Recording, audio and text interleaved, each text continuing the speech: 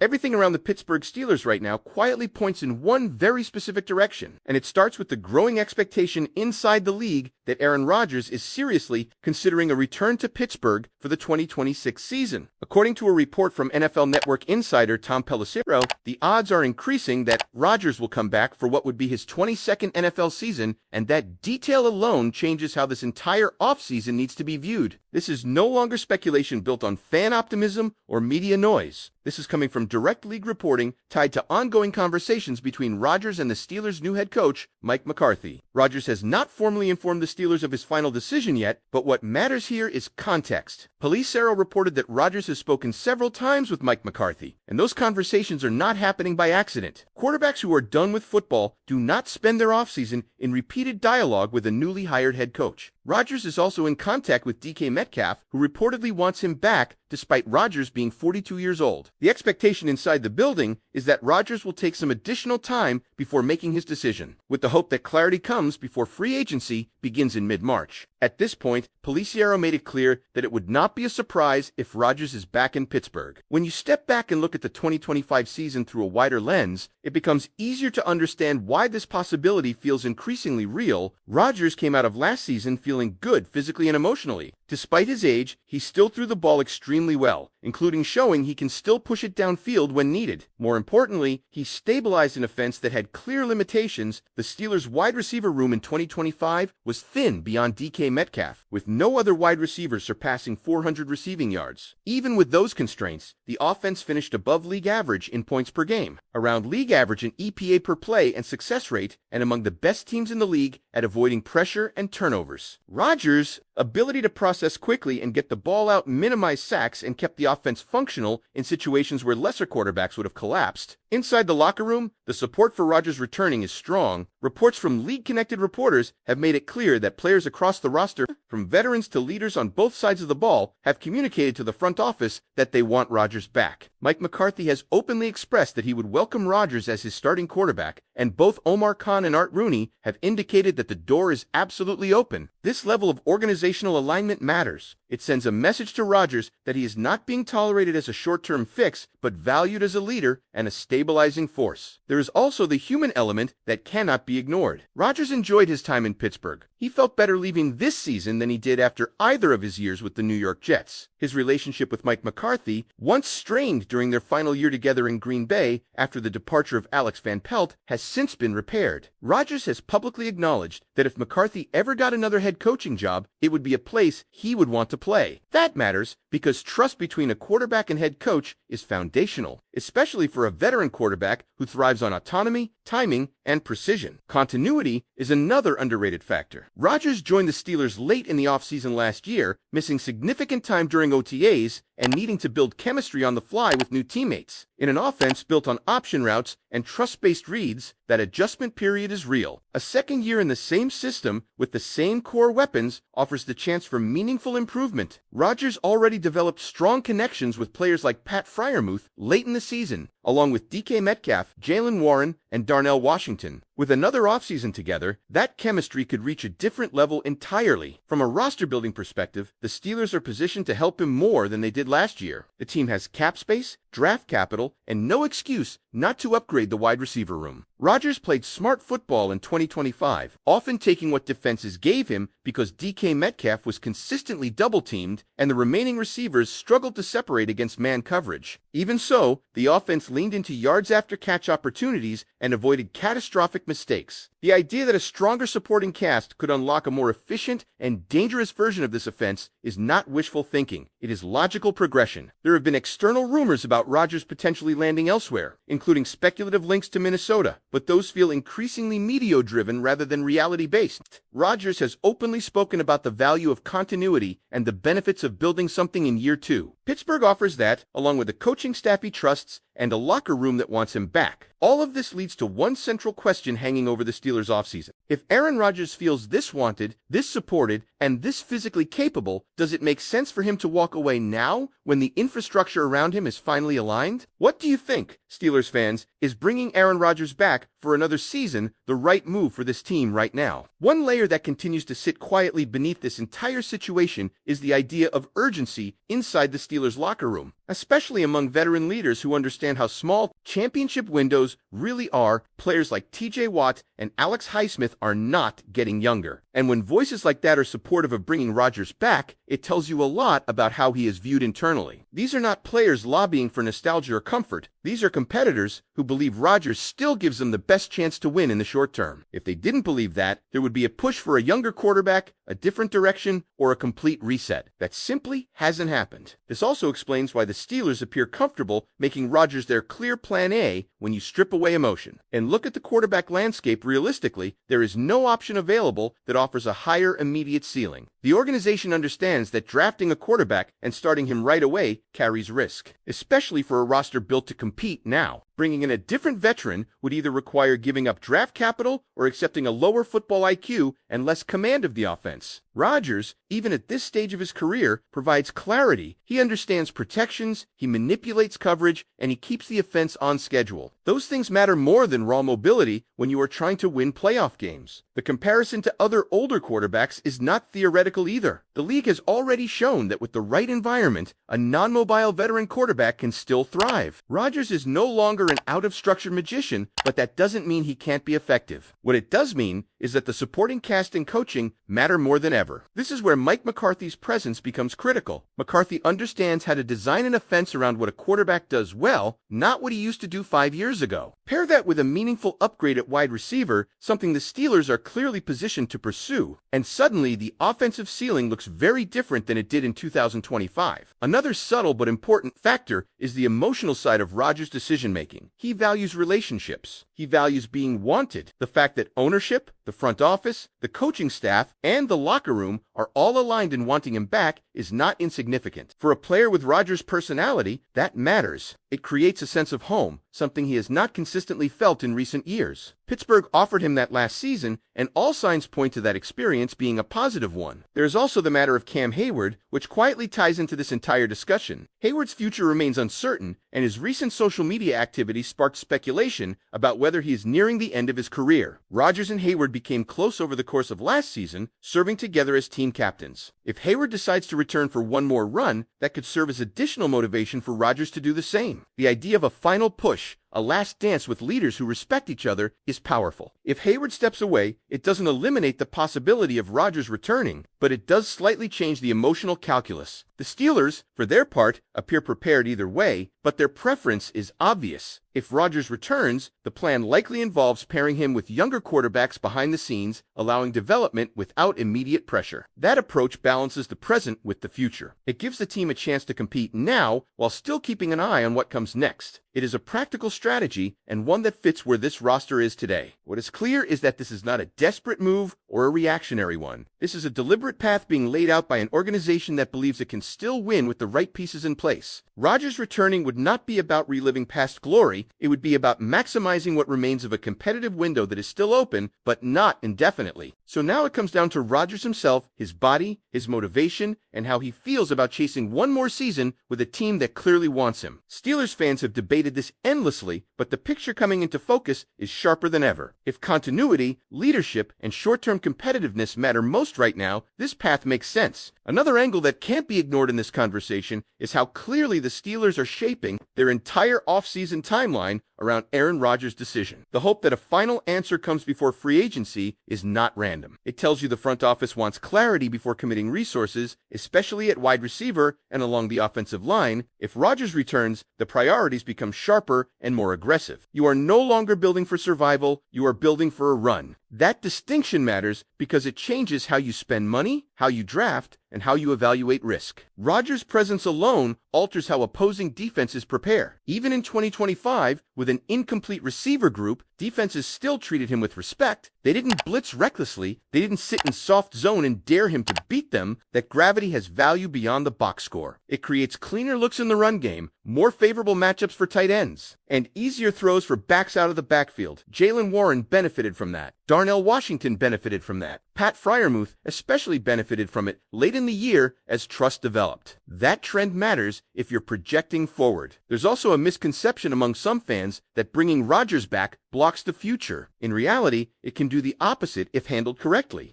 A veteran quarterback who understands protection schemes, coverage identification, and situational football can accelerate the development of younger quarterbacks behind him. The Steelers are in a position where they can draft or acquire a developmental quarterback without forcing him onto the field before he's ready. That's how stability is built, not by throwing a young quarterback into chaos and hoping he survives. It's also important to separate frustration from logic. Steelers fans are tired of early playoff exits, tired of short-term fixes, tired of feeling stuck in the middle. That frustration is valid. But the question isn't whether Aaron Rodgers is a perfect solution. The question is whether he is the best available solution for where this team is right now. Based strictly on the information coming out of the organization, the answer internally seems to be yes. That doesn't mean the long-term plan is ignored. It means the short-term opportunity is being respected. What makes this situation unique is that it doesn't feel forced. There is no public pressure campaign. There are no desperate leaks. There is just quiet alignment, ongoing conversations, and a shared understanding that this could work again, maybe even better than before. Rodgers isn't being asked to save the franchise. He's being asked to lead a team that already believes it can compete if a few key pieces fall into place. And that's why this decision feels heavier than most offseason quarterback debates. It's not just about a name, it's about timing, trust, and whether this group believes it has one more real push in it before the window starts to close. Rodgers returning would be a statement that the Steelers are choosing continuity and calculated aggression over uncertainty and reset. There is also something revealing in what the Steelers have not done yet. There has been no aggressive pivot away from Rodgers, no sudden push toward a different veteran, no public signaling that the team is preparing for life without him as the primary plan. That silence is meaningful. Front offices leak when they want leverage or when they are moving on. What we are seeing instead is patience, which usually indicates confidence. The Steelers believe they have a strong read on where this is headed, even if the final decision has not been made official. From Rodgers' perspective, the situation in Pittsburgh checks boxes that are hard to ignore at this stage of his career. He has a head coach he trusts, an offense that showed tangible progress despite limitations, and a defense capable of keeping games within reach. That last part matters more than people admit. Rodgers does not need to score 35 points every week to win. He needs a team that can get stops, control field position, and allow him to manage the game when necessary. Pittsburgh gives him that. It also helps that the Steelers' offense in 2025 was not reckless or broken. It was controlled, efficient when it needed to be, and fundamentally sound. Low turnover numbers, quick decision-making, and situational awareness are not accidental traits. They reflect how Rodgers adapted his game to his surroundings. That adaptability is a big reason the coaching staff feels comfortable continuing down this path. They are not betting on a version of Rodgers that no longer exists. They are betting on the one they